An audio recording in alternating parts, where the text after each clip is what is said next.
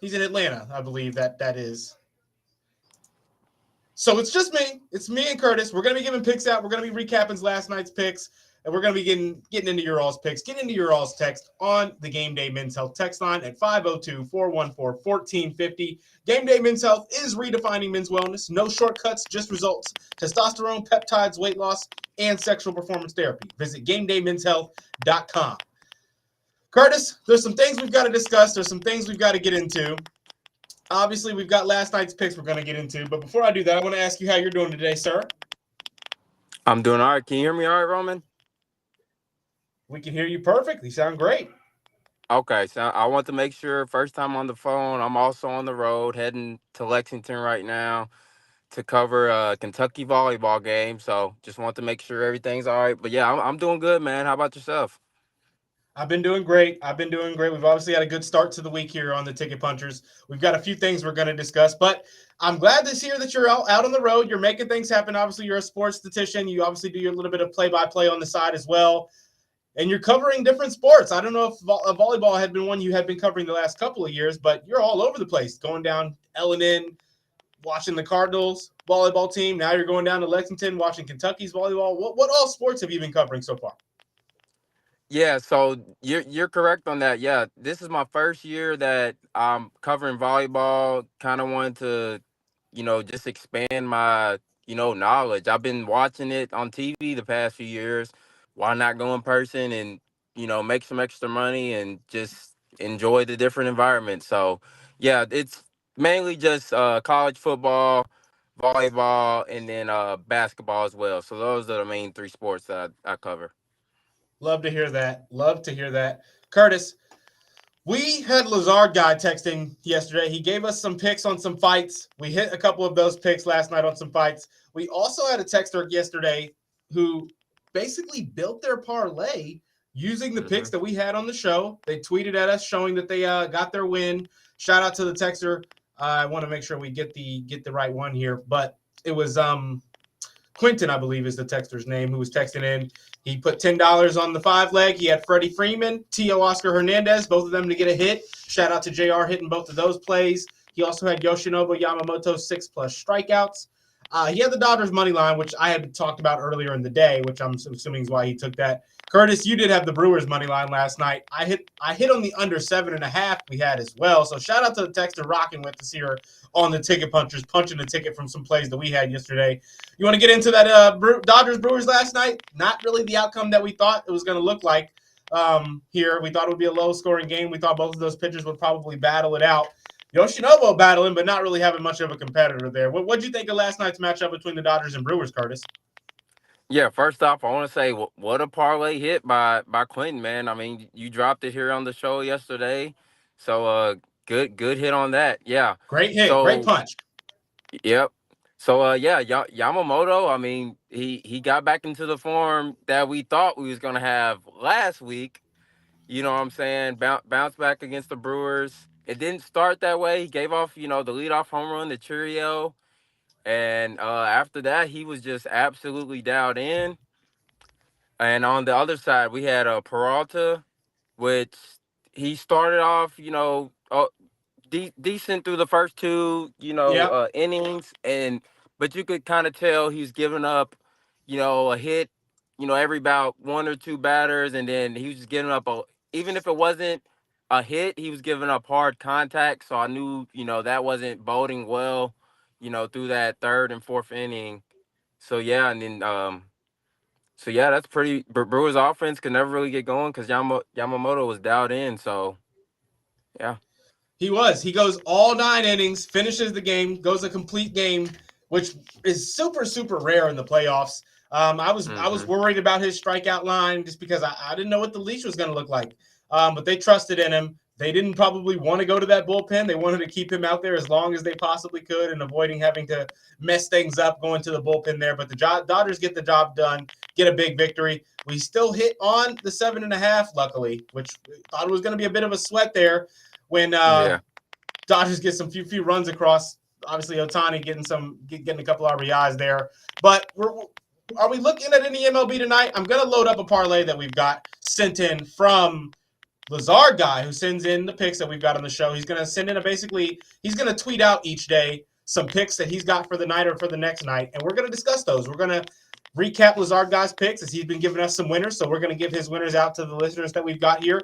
But Curtis, what are we looking at tonight here in the realm of betting? We've got Blue Jays, Mariners tonight. We've got 2 NCAA football games tonight. We know that you dabble a little bit with the Jacksonville States of the world and the Sam Houstons of the world. So where are we looking to align for our ticket punches tonight, Curtis? Yeah, so I'm honestly not in love with the slate tonight. Not touching any college football. I have a lean in the MLB game with the Mariners and Blue Jays. I lean the first 5 team total, or not team total, first 5 total runs, excuse me, over 3.5. I just think that's a little bit too low. I know we're in a pitcher-friendly ballpark, but both of these, or at least the Mariners offense, has been, pretty much hot since that Tiger series. So I just think 3.5 is a little bit too low. I think we can get the 4 runs. If you go on FanDuel, you can get a 30% profit boost because it is juiced to that over. So yeah, that's one of the plays I'm looking at for the Mariners Blue Jays. I'm looking here as I'm just watching because I'm going to be probably betting this with you. Going back to October 4th, Game 1, the Detroit Tigers beat the Seattle Mariners 3-2 in 11 innings. Since October 4th, Mariners obviously go to tie that series up and win that series. They have scored at least 3 runs in every single game so far since then. 3 runs against the Mariners in Game 2. They went 8 runs against the Tigers in Game 3. 3 runs against the Tigers in Game 4. 3 runs against the Tigers in Game 5. 3 runs against the Blue Jays in Game 1. 10 runs against the Blue Jays in Game 2. And then tonight, obviously, we're expecting – I'm with you here, Curtis. I think that the Mariners, at the very least, have shown that they're going to have the offense.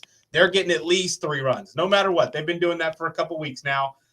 Mm-hmm. I think that continues on tonight. I'm going to rock with you on this. I'm probably going to take the Mariners' first 5 innings run line at the 0.5 run line. I just think that the Kirby and Shane Bieber matchup does go in Kirby's favor. I think Kirby's been a little bit more successful so far to start these playoffs, giving up basically no runs, 2 runs once against the Tigers, and then another run once against the Tigers, 8 Ks and 6 Ks in those 2 matchups. I don't think they put Kirby in relief at all. I think he's pretty much been only starting these playoffs, and he's just now getting back to the rotation of where he's up front. They've got Shane Bieber for the Blue Jays, and I'm feeling Kirby more so in this matchup.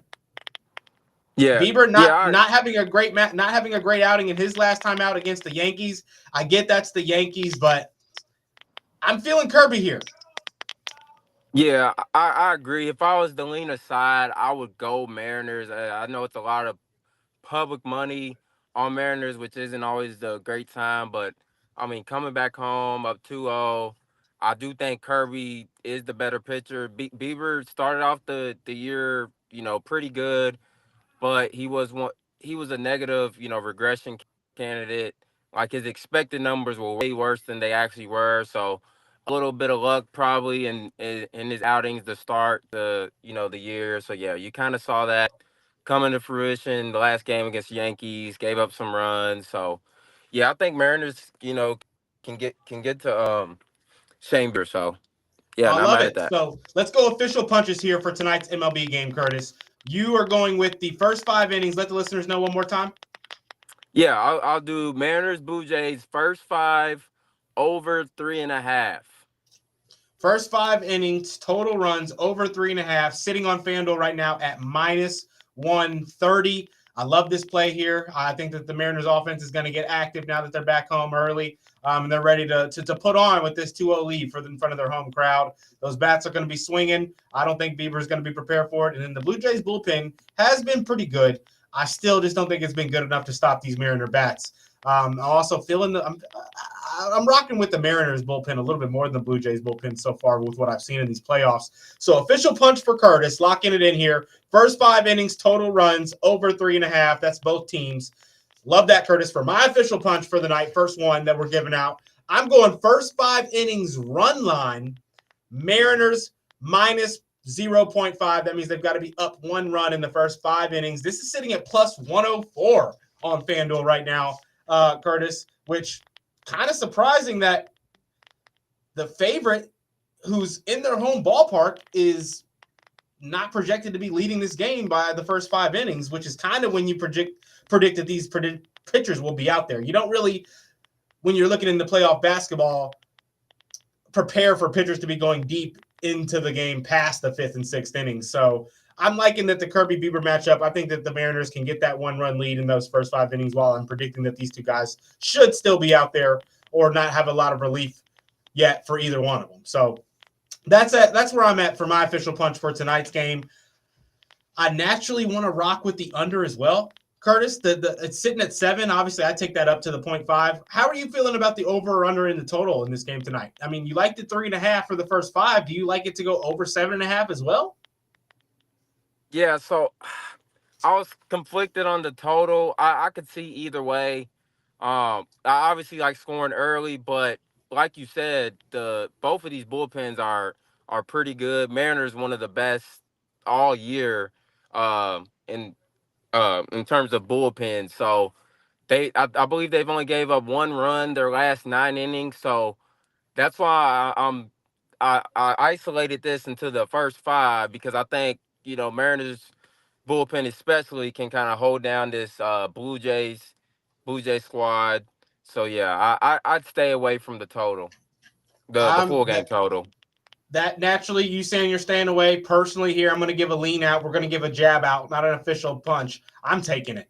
That's enough, because I was feeling that way about the Mariners bullpen. I think we've gotten enough productivity from the Blue Jays bullpen to feel like that they shouldn't be allowing a whole bunch of runs with who they've got coming into this game too. So I'm on the under 7.5 as a jab here for tonight's slate in the MLB. Curtis, that's kind of, I mean, we'll get in tomorrow's plays for the MLB game, because we'll have Brewers and Dodgers back in LA. We already see that we've got Glass now on the mound for the Dodgers. Haven't been announced yet for the Brewers. Do we want to get in a little bit of early line talks for the NFL? I mean, there's a lot of different opinions on what's going to happen in this Bengals Steelers game. Line is sitting at 5.5. I don't believe was it 4.5 yesterday, or has that line stayed the same? In terms of Steelers Bengals, correct? Yeah. Yeah, I'm still seeing 5.5 on pretty much. I'm sure we'll get line movement either way. Come tomorrow, whether it goes up to 6.5 or maybe down to 5 or 4.5. But you're already seeing, about, I saw 88% of the bets probably about an hour ago on Steelers, and then the money, like 62% of the money. Those sharp betters, people with, bigger pockets coming in on the Bengals. So, yeah. All right. We've got the parlay in here from Lazard Guy. Trying to get it up on the screen. Not sure if that's going to happen here right now. We'll just go ahead and read it. Lazard Guy placed a T. Higgins over 6.5 first quarter receiving yards. He got this at minus 115, and he put a 30% profit boost on it, and he's got it up at plus 114 as a straight bet. He threw 100 on there, threw a bill on there. And here's what he has to say. So you're telling me I've got 15 minutes for Joe Flacco to hit T. Higgins on a 7-yard crosser, or a 7-yard out, or a 7-yard slant? Is that what you're telling me? Where do I sign? AFC North Flacco 3.0 starts Thursday, and it starts hot, Rummy Bean. And he's got the ticket punch logo, or not logo, but the emojis there showing that this is his official ticket. How do we feel about that, Curtis? I love it, Lazar Guy. Actually, my big punch of the day does have to do with T. Higgins that I'll be dropping later on the show. So, yeah, I mean, you saw last week, Joe Flacco, first game. He's a vet, knows he got to get the ball to, his good receivers. So, you saw T. Higgins' first come-out game. He got 8 targets, 5 catches for 62 yards. I think he's definitely going to try to target T and Jamar Chase early and often in this game. So I love that play, was our guy. I'll be I love telling it that. too. We've got it up here on the board, up on the screen right now. If you guys are interested in seeing the proof of it here, Lazard guy chiming in on the show. Let's see if he sent in a text in. I don't think we've got any text in yet on our Game Day Men's Health text line. Looking at the chat here, seeing if we've got anything in the chat. Nothing yet, as we've got some viewers on the Real Spill podcast, on the X, on the Big X YouTube page, as we're also here live on the radio. Curtis, I think that this is one of those games where so many people I feel like are going to be on the Steelers and I don't want to fall victim to the prime time. I've got to find the right phrase that I want to start using for this, but I've been calling it the prime time bull drive. And the NFL's had some weird things happening in prime time games. Outright favorites just keep losing over and over. Steelers outright favorite in this game. 77% of the money line placed on the Steelers. 54% of the money here on the heavy money on the spread for the Steelers. 56% on the over, 44.5. Whenever I see that kind of 77% number on the money line, that means there's also a good amount of people on the spread. Vegas is going to do what Vegas does. This game is going to go the way in which Vegas also can benefit as well. It's how these primetime games go. I hate to have that kind of take just because I do believe in the on-field play. I do believe in, the analytics to why teams beat each other. It's just some weird stuff has been happening. I might have to dabble in the Cincinnati Bengals plus 5.5 at home with Flacco in town.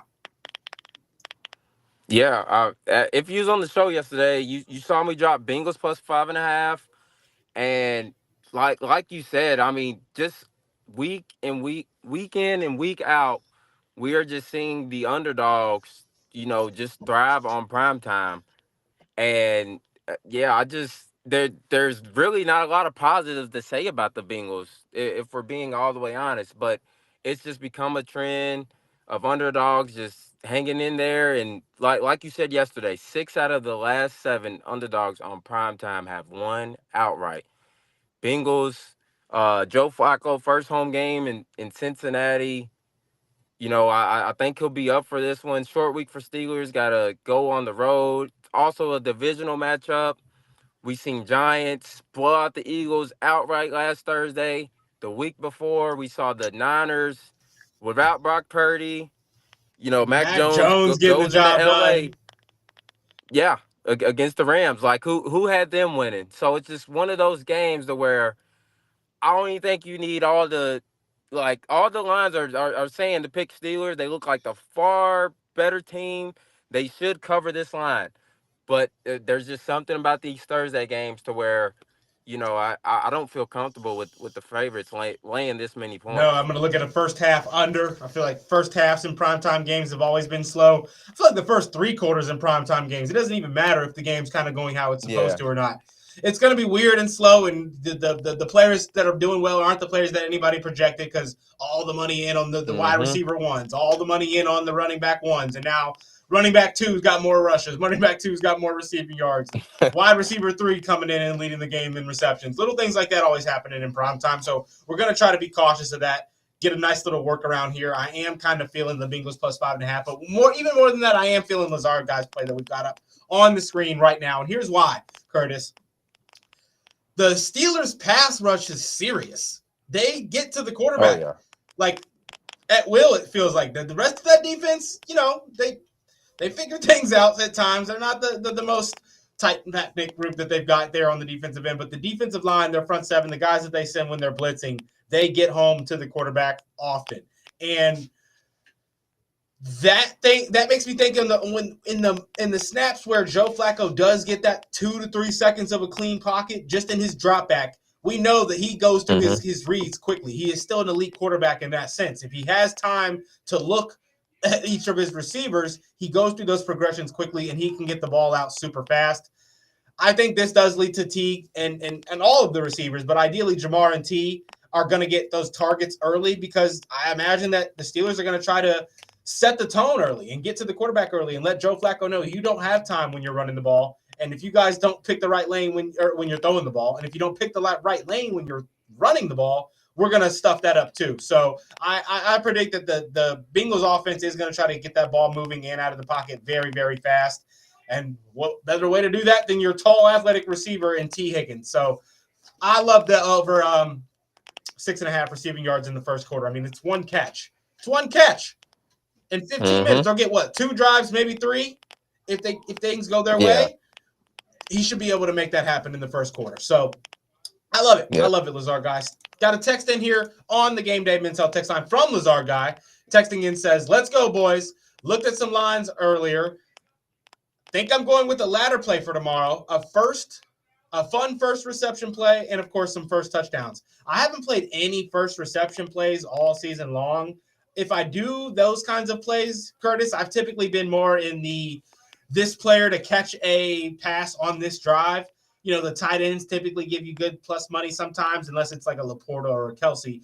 You can typically get good odds on tight ends to catch a pass in the next drive, but now you're talking about some pretty degenerative live betting going on there, if I'm being honest. But any other official things we're looking at for tonight, Curtis? You've gotten into your hockey dig yet? I've got a hockey match that I'm looking at tonight that I'm kind of feeling. I want to get your take on it. The Panthers are on the road going and seeing the Red Wings. Red Wings not bad. Red Wings have already kind of shown that they may be a little bit more serious this season, but the Panthers haven't really skipped a beat. They're, I feel like, still pretty good, but they're 0-1 on the road. They didn't win their one road game that they've had this season. I think they're going to bounce back. I think they're going to get a win on the road here because they're due for one. Outside of that, Yeah. that's a jab, though. That's just, I'm taking the Panthers tonight in an official game that I like. I'm staying away from the NBA until we get the regular season games happening because I want to know that the rotations are correct. Curtis, anything you're looking at tonight that we missed out on? I know we haven't really talked any college football. Delaware going up against Jack State and UTEP going up against Sam Houston. You said you're staying away from both of those. I don't really like either one either personally, but Jacksonville State being plus money is kind of confusing. I do think that offense can get up and down the field. Delaware State, though, is a much better offense, and I don't know if Jacksonville State's defense is really, really prepared for it. However, I don't think Delaware State's going to be able to stop the run from Jacksonville State. So naturally, Curtis, I'm on that under 56.5. It's moved up to 57.5. When lines move up like that, that is typically a sign. We're not going to make this an official Big X. Actually, you know what? I'll make this an official punch. My 2 punches are going to have one in the MLB game. That's that first 5 innings run line for the Mariners. Second official punch is going to be the Jacksonville State money line outright to get the win on their home field going up against Delaware. The Jacksonville State Delaware under. I do think that Jacksonville State's going to win, but I'm on the under 57.5. I think that their run game, their possessions when they got the ball will slow the game down enough to where that 57 makes me feel like it's a bit high. Also, both these teams can be a bit sloppy, so I think it should be a little bit of ugly football going out there. Plus, it's the middle of the week. The middle of the week football is never pretty. We're going on the under 57.5. I get that pretty ugly football can go either way with a lot of points or no points, but I think this is going to be ugly football in the lack of points kind of way. Also, matchup predictor. I mean, ESPN bet, like, it's got Delaware as the favorite here on the ESPN app, but on the ESPN analytics predictor, Curtis, Jacksonville State 56.5% chance to win this game. I saw it was up to 60% yesterday. Any takes at all on Jacksonville State and Delaware or Sam Houston and UTEP before we get out of here? Yeah.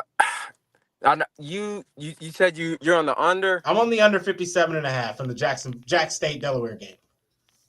Yeah, it does seem a bit high. I kind of lean over just for the pace that these teams play with. And Delaware, they've shown signs to score. So has Jacksonville State.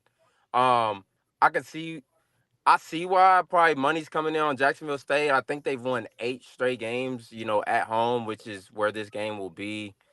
But yeah, these midweek games, as we saw yesterday, get really, really ugly. Two of the 3 games yesterday, the big underdogs won outright. And then New Mexico State they lost by 2, getting about double digits, almost won outright as well. So these midweek games in college football are always, hard to predict. So I don't really have honestly a lean in college football tonight. As far as NHL goes, I couldn't really find much I liked in that either. But Florida Panthers been kind of my wagon the last few years. I had a feature on them to win um The to Stanley win it Cup. all. Yep, Stanley Cup a few years ago. Thank you. So yeah, I didn't really love anything in NHL or college football tonight. A few leans I might take, come closer to game time, but yeah, I'm staying away. All right, this is going to wrap us up here on the Ticket Puncher. Shout out to Curtis, stopping his path down to Lexington so he can join the show, join up on the call. We really appreciate that, joining with the phone there. And Curtis, we missed JR. We're going to try to get his picks out that he had for tomorrow's, not for tomorrow. JR's picks were for tomorrow, so we're going to get those out and discuss tomorrow as well. But this is going to wrap us up here on the Ticket Punchers. Thank you all for tuning in. Thank you all for listening. We'll be right back tomorrow, 5:30 to 6 here on the Big X. Let's go punch some tickets. Punch those tickets.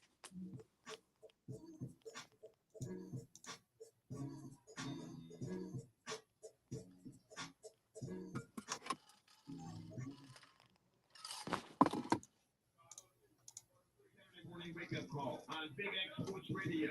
Wake up 502 with Rashawn Myers every Saturday morning from 9 until 11 a.m. Only on WXVW 96.1.